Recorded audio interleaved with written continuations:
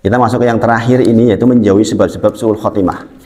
Jadi di antara upaya mendapatkan husnul khotimah ya menjauhi sebab-sebab sebab-sebab su'ul khotimah. Ingin dapat husnul khotimah, otomatis atau kontradiktifnya ya menjauhi sebab-sebab su'ul khotimah. Su'ul khotimah artinya apa? Akhir yang buruk. Nah, di sini disebutkan, saya bacakan lagi. Terakhir, termasuk sebab husnul khotimah adalah takut su'ul khotimah. Jadi perasaan takut dulu. Jangan tanam. Aku ki wedi tenan ya Gusti Allah, mati dalam keadaan buruk. Wedi tenan. Nah, kalimat wedi tenan ini kan kita sudah belajar. Arti khauf artinya khauf dikatakan khauf, takut dikatakan takut ketika takutnya menyebabkan dia rajin beribadah dan takut bermaksiat. Itu nggih. Jadi kalau di sini dikatakan takutlah tentang su'ul khotimah berarti ada konsekuensi. Ya kan? Berarti jenengan merasakan keadaan di mana kita tuh takut betul kalau nggak segera beribadah ojo-ojo mati, ya kan?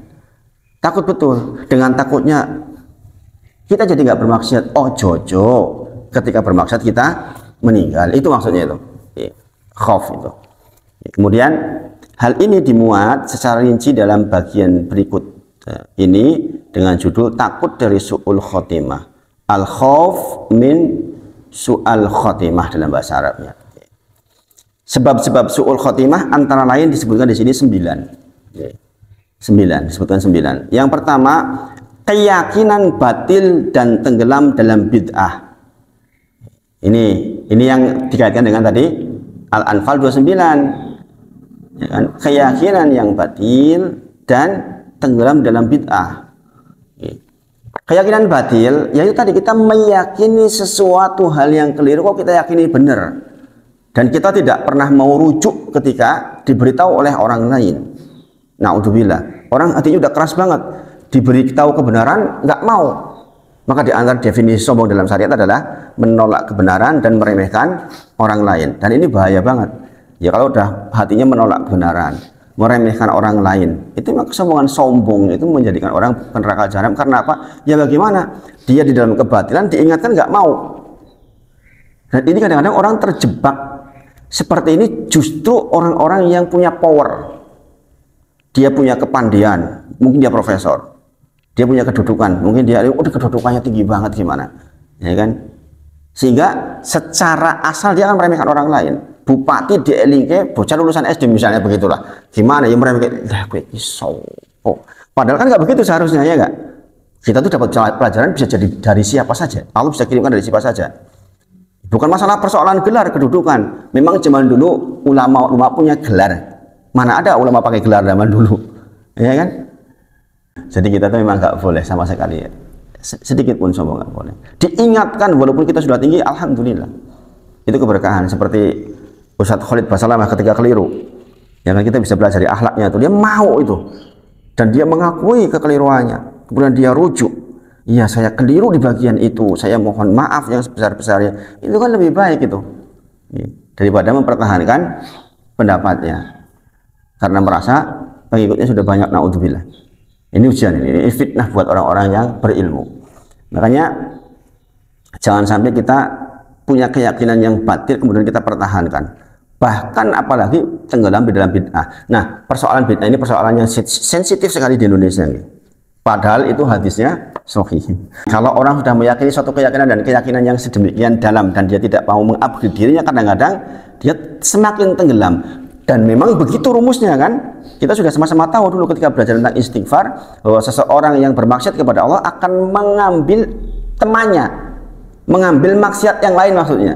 Satu maksiat maka akan diliputi oleh maksiat yang lain untuk ngawe-ngawe sehingga kita masuk dalam maksiat berikutnya lagi. Maka seseorang yang bayangkan sekarang, coba bayangkan, jenengan fikir sekarang, nggak usah pakai dalil, nggak usah pakai dalil. Ada orang, mohon maaf, di kuburan minta uang 100.000 yang merah-merah begitu. Itu kan ada videonya itu. Jenengan nanti bisa lihat itu. Setelah sholawatan kemudian minta uang yang merah-merah itu coba nggak usah pakai dalil lah, nggak usah pakai dalil itu. Kok bisa seperti itu diyakini benar dan dilakukan? Jangan kebayang nggak dalam kondisi dengan normal? Jangan kebayang nggak coba? Jangan ke kuburan kemudian minta diberi uang 100.000 yang merah-merah.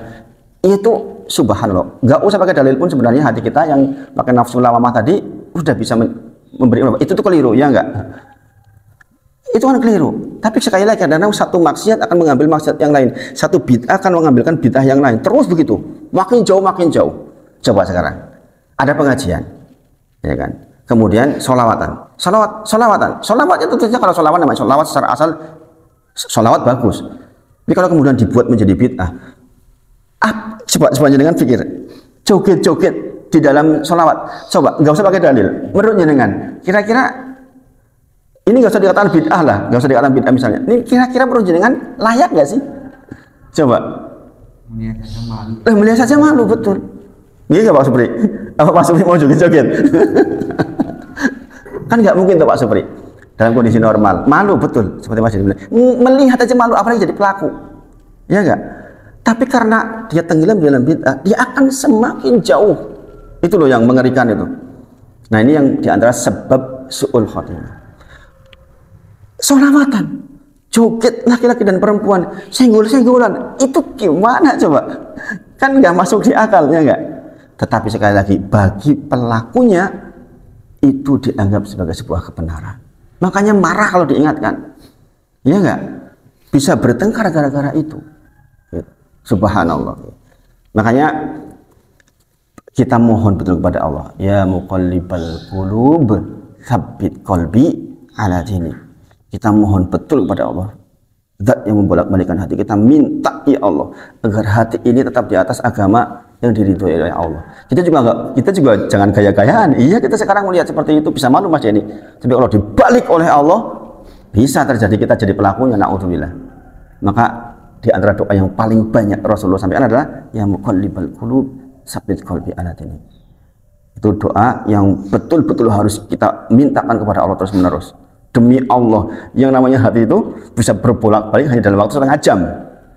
Iki mau ketok semangat banget ibadah, tiba-tiba malas banget. Bisa terjadi nggak Mas Mawan? Bisa terjadi loh. Bisa terjadi. Karena suatu kesibukan tiba-tiba malas banget. Padahal 1 jam yang lalu semangatnya luar biasa. Nah, ini peran ya muqallibal qulub tsabbit qalbi ala dini. Seperti dikatakan ya Rasulullah, engkau sudah dijamin surganya. Kenapa engkau banyak sekali berdoa itu? Rasul sebutkan karena sesungguhnya kita berada di jari jemarinya Allah yang bisa dibolak-balik oleh Allah Subhanahu wa taala. Jadi jangan sampai kita punya keyakinan yang batil, khususnya persoalan tauhid, khususnya persoalan akidah. Itu jangan sampai kita punya keyakinan yang keliru. Khusus persoalan bid'ah, kita butuh belajar banyak tentang persoalan ini. Kalau itu sudah menjadi sesuatu yang menjadi bagian yang masyarakat, ya setidaknya kita mengingkari dengan apa yang kita bisa lah. Mulai dikurangi sedikit-sedikit. Ya, memang tidak mudah yang seperti ini. Memang tidak mudah. Kita niat menjauhi bid'ah itu insya Allah akan diberi solusi. Yang kedua, sikap munafik dan batin tidak sesuai dengan zahir. Nah ini bahaya banget Pak Supri. Bahaya banget nih. Tentang yang kedua ini, sikap munafik dan batin tidak sesuai dengan zahir. Ini yang sangat berperan orang menyebabkan su'ul khotimah. Kisah-kisah besar tentang masalah perjuangan sebagian orang yang akhirnya divonis masuk neraka, itu bukan orang-orang yang bukan tidak berjuang. Kita tahu orang yang divonis oleh Rasulullah masuk neraka jahanam, orang yang perang di jalan Allah dan dia mati di dalam jihad, tetapi hatinya ternyata karena ingin dikatakan sebagai seorang pahlawan. Nah ini loh, kejujuran hati seperti ini loh. Jangan karena apa toh kita itu? Kita sholat karena apa? Pak Mas Denny bertanya, saya jadi RT karena apa? Mas Yono, saya jadi takmir karena apa? Pak Supri, saya berekonomi menjual bensin karena apa? Ya kan? Semua itu harus ditanyakan oleh hati kita masing-masing. Karena Allah atau tidak? Karena Allah atau tidak?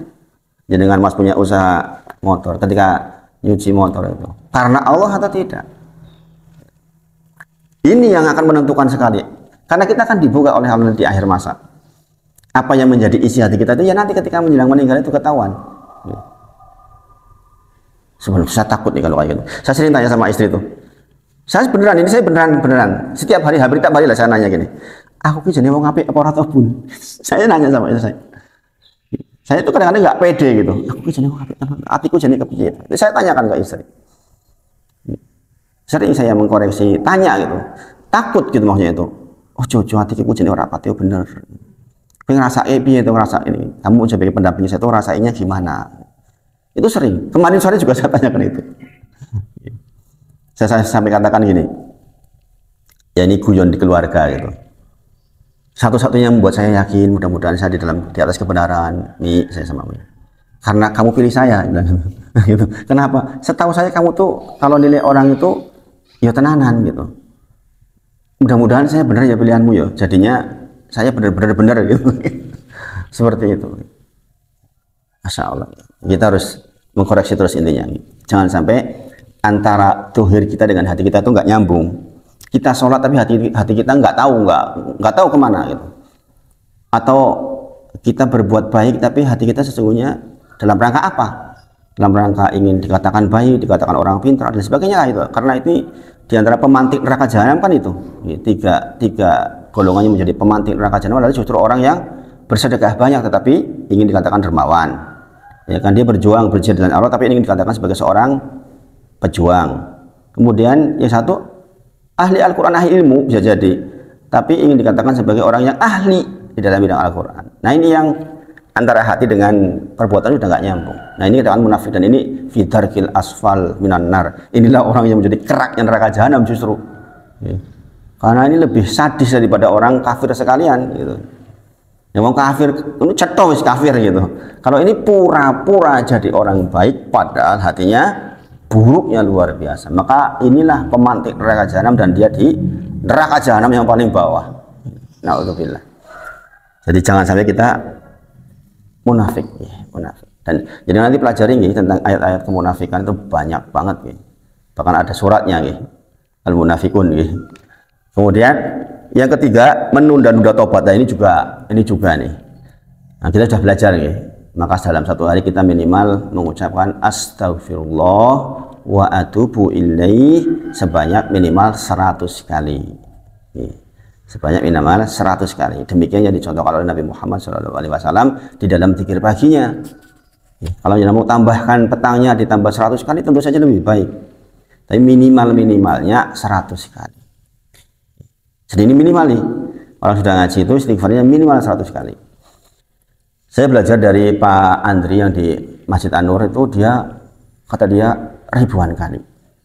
Sholawat ribuan kali dalam sehari. Masya Allah. Dan karyawannya ada 10 orang masuk kantor pertama langsung dikir bagi dulu. Tidak memegang komputer atau aktivitas karena jualan online gitu. Nggak ngurusi komputer sebelum dikir bagi selesai, sebelum sholawatnya kalau nggak salah 100. Jadi setiap pagi sebelum mulai ini dulu gitu. Jadi nggak langsung kerja. Masya Allah. Itu kalau nggak di kurikulum ya kita kadang-kadang lewat. Harus dibuat kurikulumnya bahwa saya akan sholawat sejumlah sekian, istighfar sejumlah sekian dalam sehari. Kalau nggak lewat tahu-tahu sore belum. Nah ini jangan menunda-nunda tobat. Pokoknya kita tobat terus karena kita berpotensi memproduksi dosa terus menerus. Hari ini kita nggak bisa menghindar dari dosa-dosa ya. Nggak bisa ya.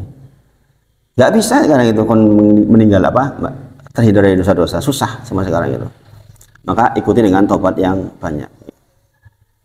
Kullu bani Adam khata'un wa khairul khata'un at-tawwabin. Sesungguhnya setiap bani Adam itu penuh dengan dosa-dosa. Sebaik-baik pendosa maka yang bertobat kepada Allah Subhanahu wa taala. Kita ingin menjadi sebaik-baik orang itu. Dikatakan gini, kalau kita tidak bisa berlomba di dalam kebaikan dengan orang-orang soleh, maka berlombalah dengan orang-orang yang tidak soleh dalam hal banyaknya jumlah istighfar. Pahami maksudnya? Mungkin kita balapan sama orang-orang soleh, berat mungkin. Tapi setidaknya kalau kita balapan sama orang sama-sama yang nggak soleh, biasa saja. Balapan dalam jumlah istighfar. Nah ini terkait dengan ini. Menunda-nunda tobat itu bahaya sekali dan diantara ciri atau sebab su'ul khotimah. Kemudian yang keempat, jauh berangan dan cinta dunia. Kita sudah bahas. Iya biasanya orang yang angannya jauh cinta dunia ya sudah dia nanti akan mendapatkan su'ul khotimah. Seorang ahli arsitektur, orang sudah ngaji, insya Allah jenggotnya wis tuh, masya Allah. Bajunya sudah di atas mata kaki, nyunah lah intinya. Hidupnya juga sudah nyunah. Istrinya juga sudah Masya Allah, sudah berusaha nyunah. Jadi ada satu hal yang dia cita-citakan, bahwa saya ingin punya rumah yang sesuai dengan rancangan saya, seorang arsitektur. Benar-benar itu, dia betul-betul sebagian hidupnya dipenuhi dengan keinginan itu. Ini kebetulan teman nih. Sampai dia bangun rumah sesuai dengan apa yang dia gambar, Masya Allah. Usahanya Masya Allah maju, diberi usaha maju. Jualan, padahal di dalam itu, di dalam tapi sukses. Kacamata salah satunya, optik. Kemudian dia mulai bangun rumahnya, lagi semangat-semangatnya, seger-segernya, anaknya juga masih kecil-kecil. Tahu-tahu progres rumah paling baru ketutuplah atapnya, terserang jantung, meninggal ini orang masih muda. Jadi kadang-kadang kita angan-angannya tuh jauh banget, bikin rumah yang begini, padahal kematian sudah di depan kita. Ini terjadi loh, dan kebanyakan seperti itu.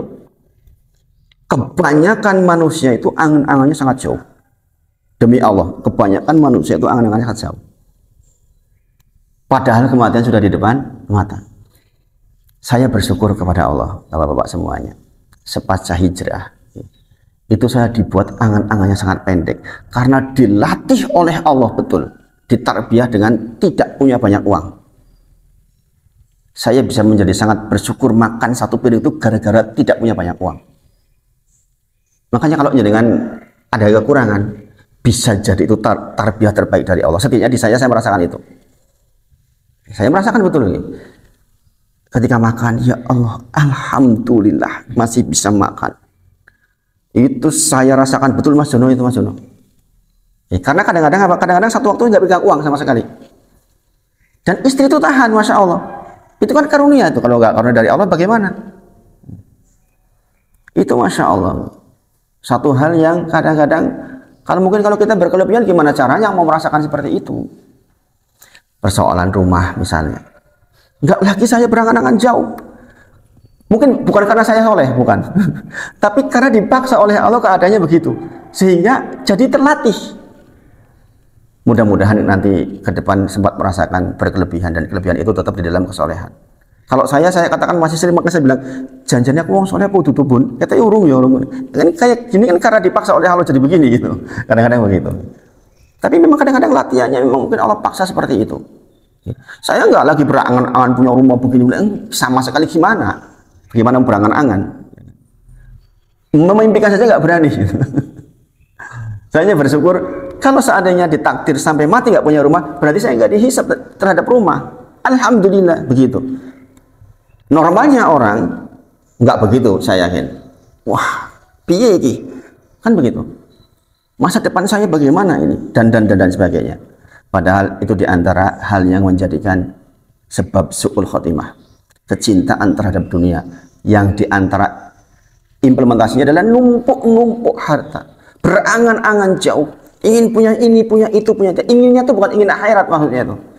Seharusnya kalau kita betul-betul ingin husnul khotimah, saya ingin punya uang banyak untuk tolongin si fulan, untuk ini, untuk sekolahan, untuk anak pun dan sebagainya. Itu kan seharusnya, ya enggak? Seharusnya itu seharusnya. Itu namanya angannya ke akhirat. Tapi kebanyakan manusia enggak begitu. Dia mengumpulkan dalam rangka untuk punya ini, kan begitu. Yang itu dianggap punyaku, kan gitu. Ya enggak? Itu loh, belajar dari uang parkir, punya mobil mewah, datang pergi, nggak pernah susah. Itu hikmahnya bagus betul itu. Kan sesungguhnya kita begitu, ya enggak? Kita dititipi umur milik Allah, dititipi anak milik Allah, dititipi rumah milik Allah, dititipi mobil milik Allah. Yang namanya milik Allah itu berarti kalau kita kemudian diambil, ya sudah toh, sudah saja. Kalaupun enggak ada yang datang, ya sudah toh. Tukang parkir nggak menggerutu dengan tidak ada mobil mewah datang, ya enggak? Ya enggak? Coba bayangkan, itu dahsyat itu dahsyat, Masya Allah. Jadi jangan sampai kita jauh berangan, cinta dunia. Kalaulah pun kita ingin kaya, karena cinta kita dengan akhirat, itu harus ditanam betul loh. Orang-orang sudah ngaji kayak dengan ini. bahwa kita itu melakukan itu tujuannya akhirat. Boleh kita jadi kaya raya, boleh sekali, bagus bahkan. Tapi untuk apa itu? Untuk apa? Jangan tuh udah punya bayang-bayang seandainya Allah kasih kekayaan ke saya akan tolong itu loh, tolong itu, saya akan umrohkan ini, saya akan kayak gitu loh maksudnya itu.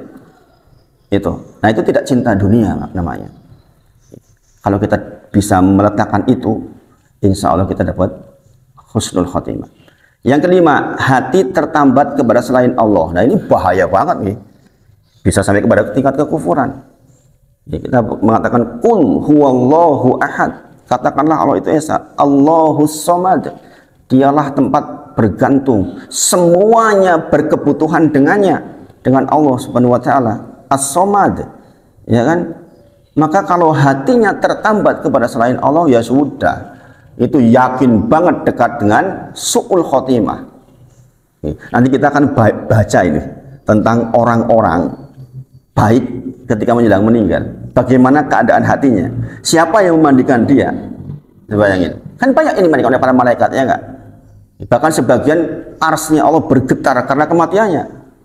Bayangin, bahkan ada yang Allah itu berkata-kata dengannya tanpa hijab. Bayangin, dahsyatnya luar biasa ini tentang kematian orang-orang yang soleh itu, masya Allah. Ada yang mohon maaf masih junub langsung berangkat perang mati, kemudian dimandikan oleh para malaikat. Rasul menyebutkan kepada orang-orang karena istrinya cerita, gitu kan. Maka Rasul menyebutkan dia dimandikan karena itu, karena dia masih junub, meninggal dalam kondisi junub. Bayangin pengantin baru, tiba-tiba ada panggilan jihad, berangkat dan mati. Itu kan menakjubkan itu, kayak gitu tuh. Kisah-kisah yang masya Allah. Kita tuh kadang-kadang jadi malu kalau baca seperti itu. Ya Allah, kita mah masih sibuk dengan hal-hal yang remeh-temeh gitu. Subhanallah. Jadi jangan sampai hati tertambat kepada selain Allah di dalam semua urusan. Urusan anak kita, urusan istri kita, urusan usaha kita, urusan lingkungan, Mas, ini semuanya hati kita tertambat kepada Allah Subhanahu wa taala. Jadi tentu saja ya Mas, yang ngurusin masyarakat tuh tahu kalau kita hatinya tertambat kepada perasaan orang, ya sudah bubar, kita akan sumpek, ya kan, sumpek banget. Sebagaimana kita tahu konsepnya bahwa nggak mungkin kita bisa memberikan kebahagiaan kepada seluruh manusia, itu nggak mungkin, mustahil. Ya kan? Sebaik apapun kita pasti ada yang nggak cocok dengan kita, manusia jelek banget. Ya. Mau maca Quran Nabi banget, banyak musuhnya dikira enggak. Pasti kita ada orang hasad, ya kan? Subhanallah. Yang nomor 6, biasa berbuat kemaksiatan dan terus melakukannya. Nah ini bahaya banget. Jadi maksiat itu sudah menjadi kebiasaannya. Biasa baik nonton film porno, naudzubillah, menjadi kebiasaan. Nonton film orang yang nggak pakai aurat sudah jadi kebiasaan. Berlaku tidak adil jadi kebiasaan. Ada istilah, lah piye nek ora kaya ngono ki bosku kudu ora iso ora. Ini kan bahaya banget kayak gitu. Setidaknya mengingkari lah. Ya mengingkari. Kadang-kadang sistem di kantor kadang-kadang membuat kita harus seperti itu, naudzubillah. Ya kan? Maka beruntunglah orang-orang yang bisa merdeka gitu. Masya Allah. Makanya punya usaha itu memang penting, orang Islam itu sebenarnya. Punya usaha itu penting, Mas Jono gitu. Merintis usaha itu memang benar-benar penting. Saya dapat cerita dari Pak Tono nih. Saudara-saudaranya kan banyak yang pegawai tuh. Ada yang polisi, kedudukannya lumayan tinggi. Pada pengen kayak Pak Tono katanya. Kenapa? Jualan soto seperti itu tuh yo sebulan katanya 20 ki yo enteng gitu. Sementara kita jadi pegawai kan berat penghasilan segitu. Gimana sana gitu. Jadi guru berat. Makanya kita jadi guru, kita punya usaha, apalagi sekarang online banyak nih. Harusnya memang kita punya usaha. Saya sendiri pengen banget memulai lagi usaha yang kira-kira di handle dengan tetap di tengah-tengah dakwah masih bisa menghandle itu. Kita lagi pikirkan betul itu. Saya lagi menghubungi banyak teman-teman gitu. Mudah-mudahan tidak mengurangi aktivitas saya di dalam belajar, insya Allah. Kemudian nomor 7, bunuh diri dan putus asa dari rahmat Allah. Nah ini banyak terjadi kepada remaja-remaja kita. Anak UMY lompat dari lantai 3 mati, banyak terjadi ini di kalangan orang-orang yang seharusnya intelektualnya bagus, justru kok begitu. Dan ini terjadi di negara-negara yang maju. di Jepang, di Korea, atau tingkat bunuh diri itu tinggi sekali. Ya, ini masalah akidah. Jadi jangan sampailah terlintas kita bunuh diri atau membunuh orang lain. Naudzubillah. Bisa nggak terjadi kayak gitu tiba-tiba dibalik oleh Allah? Bisa loh. Oke. Bisa. Makanya kita berlindung kepada Allah dari yang sedemikian. Orang mampet banget tiba-tiba bunuh diri itu bisa terjadi. Saya tuh dulu saya pernah ceritakan dengan pengusaha kayu sugih banget loh itu. Pengusaha kayu ini sugih banget, di tempat saya terkenal sugih. Mobil truknya mungkin lebih dari 5, ya kan. Bahkan ketika bunuh diri itu dia habis buka cabang gilingan padi. Gilingan padi di kampung itu termasuk wong sugih lah. Kalau di sini nggak tahu ya. Kalau di tempat saya wong di gilingan padi berarti wong sugih. Dia punya 3 atau 4 gilingan padi.